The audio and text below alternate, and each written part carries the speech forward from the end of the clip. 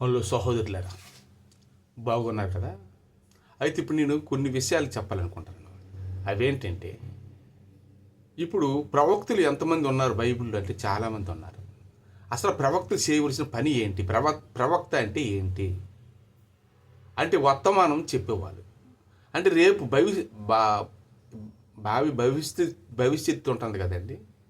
ఆ భవిష్యత్తుని అంటే రేపు జరగవలసింది ఏంటి, ఎప్పుడో జరగవలసింది ఏంటి అని చెప్పేవాడు ప్రవక్త.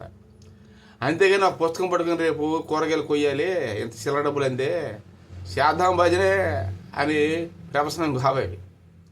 బైబిల్లోన వాళ్ళు అరణ్య ప్రదేశంలో ఉండి ఏ తిండి తినకున్నా అలాగ నడుస్తూ వెళ్ళేవాళ్ళు. ఏలియా, ఇంకా చాలామంది, దావీదు, చాలామంది, అలాగే మోషే గారు నెంబర్ 1, యేసేపు, వీళ్ళు ప్రవక్తలు. కొంతమంది చెప్పేవి జరిగేవి అన్నీ ముందు చెప్పినవన్నీ జరిగినవి చెప్పేవాళ్ళు ప్రవక్తలు. తర్వాత వాళ్ళు ఏమంటే జరిగిపోతుంది, అది వాళ్ళు ప్రవక్తలు. మరి మోషే గారు ఏం చేశారు? ఐగుప్తుల దేశంలో మోషే గారు ఏం చేశారు? ఐగుప్తుల రాజు వినకపోతే ఆయన హృదయం కఠినపరిచాడు దేవుడే వినకూడదు. ఎందుకంటే కొన్ని అద్భుతాలు చేస్తే ఆయన వినకపోయినా పక్కనున్న వాళ్ళు రక్షింపబడతారని. అయితే ఐగుప్తుల్లోన ఈ మోసే గారు మామ దగ్గర ఉండేటప్పుడు, వాళ్ళ మామగారి దగ్గర ఉండేటప్పుడు అక్కడ గొర్రెలు కాస్తున్నప్పుడు, ఆ గొర్రెల కాస్తున్నప్పుడు అక్కడ పొదలో అగ్ని విరుస్తుంటుంది. ఆశ్చర్యపోతుంది నిజంగాను. అయితే అగ్ని ఆ కొమ్మలు తుప్పలు కాలవు, అగ్గి కనపడుతుంటుంది. ఇదేంటనేసరికి అది దేవుని అగ్ని. ఆ దేవుడు మాట్లాడతాడు ఇందు నుంచి ప్రవక్తతోని. ప్రవక్తని సామాన్యం కాదు. మోసే ఇది పవిత్రమైన ప్రదేశం, అతి పవిత్రమైనది, నీ చెప్పులు విడిచి నువ్వు రమ్ము అని చెప్తే ముందుకు వెళ్తాడు. వెళ్ళి మోసే నీవు ఐగుప్తు దేశంలోకి వెళ్ళి అక్కడ కొన్ని విషయాలు నువ్వు చెప్పాల్సి వస్తుంది. నేను చెప్పాను, మీ పేరేం పేరు అని అడుగుతాడు. నా పేరు ఉన్నవాడు అనువాడు అని చెప్పు అంటాడు. దేవునికి ఒక పేరు ఉందండి. దేవుడు ఏం చెప్పాడు అదే చెప్పాలండి. అయితే ఈ ఉన్నవాడు అనువాడు. మరి యేసుప్రభు కూడా ఈ మోసే కన్నా గొప్ప ప్రవక్త వస్తాడు, ఆయన యేసుక్రీస్తు అని చెప్పారు యెషయా గ్రంథం ద్వారా.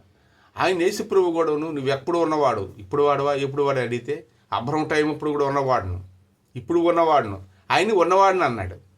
యెహోవా దేవుడు, నేను ఈ దేవుడు ఆ దేవుడు అని యేసుప్రభు చెప్పింది ఎక్కడైనా ఉంటే ఉసినాలు పెట్టండి నాకు. యెహోవా దేవుడు నా తండ్రి అన్నాడా? యేసుప్రభు గారు అన్నారా? ఎక్కడ నుండి బాగా చదివిసి నాకు ఇవ్వండి. మత్తా సువార్తలు ఉందే, లోకా సువార్తలు ఉందే, యోహాను సువార్తలు ఉందా, ఏ సువార్తలు ఉంది, మార్కు సువార్తలు ఉందా? ఎక్కడున్నది? లైఫ్ లాంగ్ గుండె గీసుకుంటాను. యెహోవా నా తండ్రి అంటే పేరు ఎత్తలేదు ఆయన. తండ్రి అంటే నన్ను చూస్తే మీకు తెలియదా అన్నాడు. తండ్రి ఇలాగే ఉంటాడు. అవును, దేవుడు తండ్రి అనగా ఓవరాల్గా దేవుడు అంటే ఏంటి? ఇచ్చేవాడే. తీసుకున్నాడు కత్తులు కటార్లు బెల్లాలతోని డ్యాన్స్ చేసి పొడుచుకుని ఆయుధాలు ఆయనకు అక్కర్లేదు. నోటు మాటతో భూమంతా సృష్టింపబడింది. సముద్రం, ఆకాశం ఆదిలో మనం చూసుకుంటే, ఆదికాండం వాటిని చూసుకుంటే చేపలు కలుగునంత కలిగాయి. అలాగే ఈ వర్షం కురువునంత కురిసింది. ఇదిలాగా అలాగే మోసే గారు ప్రార్థన చేస్తే సముద్రం పాయలైపోయాలంటే పాయలైపోయింది. ఐగుప్తు దేశంలోకి వెళ్ళి నువ్వు వెళ్ళుము, నువ్వు ఉన్నవాడు అనువాడు అనేవాడు నా పేరు. ఉన్నవాడు అనువాడు అంటే ఎక్కడైనా ఏదైనా కష్టం వచ్చేసరికి దేవుడు ఉన్నాడు రా అంటారు.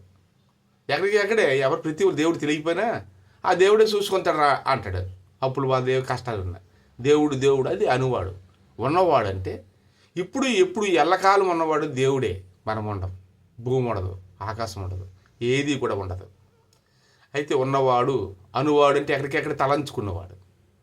అంతేగాని వాడికి మతి సింగుతం లేక 4 పాములు మెడలు వేసుకున్నారు, కప్పలు 4 మెడలు వేసుకొని డంబలక అని డ్యాన్స్ చేసుకుని వెళ్ళి 3 పిల్లలతో తింటే మయండి సరిలేక మనకన్నా ఎక్కువ కోరికలు వాడికి ఎవరికైనా ఉంటే వాడు దేవుడు ఎలాగవుతాడు? మనిషే కదా. అందుకని దేవుడు అనేవాడు మన సంతోషం కోరుకునేవాడు. దేవుడు అనే తండ్రి. పిల్లలు ఉన్నారండి, పిల్లలకి మనం ఏదైనా కొంటాం, వాళ్ళకి కావాల్సిన బట్టలన్నీ కొంటాం, మిగిలినప్పుడే మనం కొంటాం, లేదంటే తల్లిదండ్రులు కొనుక్కోరు. పిల్లల సంతోషాన్నే తల్లిదండ్రుల ఆనందం. యేసు ప్రభువు కూడాను పిల్లలకి ఆనందపరిచాడు.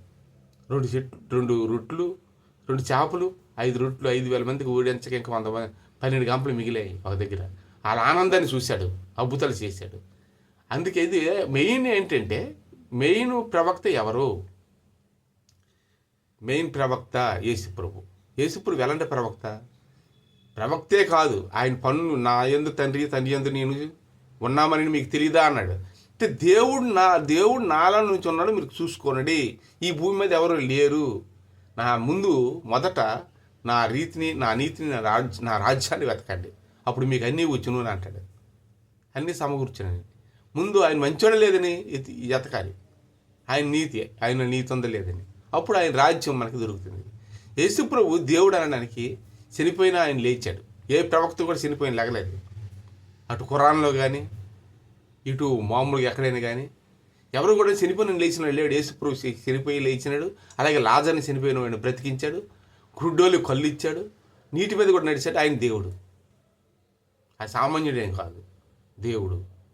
ఆయన ప్రవక్త అంటే ఆ చెప్పి వెళ్ళిపోయిన వాళ్ళు ప్రవక్తలు. జరగబడుతుంది అంటాను, చెప్పి ఏం జరుగుతుందో, ఎవరు వస్తారో, యేసుప్రభు ఎప్పుడు పుడతారో, అది భూమి మీద ఏం జరుగుతుందో అని చెప్పిన వాళ్ళు ప్రవక్తలు అంతే. ఏం జరుగుతుందో వాళ్ళే. మోసే గారు వీళ్ళు ఐగుప్తుల దేశంలో ఉన్న వాళ్ళు దేవుడిని గురుండి వినరు. నువ్వు వెళ్ళి ఆరోని తీసుకెళ్ళి అక్కడ పాముని ఇలా వేయండి, నువ్వు కర్ర ఇలా పడేయండి, పాము అయిపోద్ది అన్నాడు. అది తాగుబట్టిన అతన్ని కర్ర అయిపోద్ది అన్నాడు. ఐగుప్తుల దేశంలోకి వెళ్ళి వాళ్ళు కూడా పాములు చేశారు, మంత్రికులు, ఆ సాతాన బొమ్మలు కాదు. మోసే గారు కూడాను పాముని చేశారు, కర్రని. ఆ పాములన్నీ తినేసింది, మోసే పామే గెలిచింది. అంటే దీని అర్థం దేవుడు ఎప్పుడు గెలిపి ఉన్నవాడు. సాతాను కూడా అద్భుతాలు చేస్తుంది, అంత మాత్రాన అది దేవుడు కాదు. అద్భుతాలు చేస్తూనే ఉంటుంది. ఎవడో 2 మంచి జోకులు వేసి 2 కథలు చెప్పి అంటే అది దేవుడే, అది దేవుడి సంబంధే. దెయ్యం కూడా చక్కగా నవ్వించగలదు, యాక్టింగ్ చేయగలదు, ఆహాహా అనగలదు.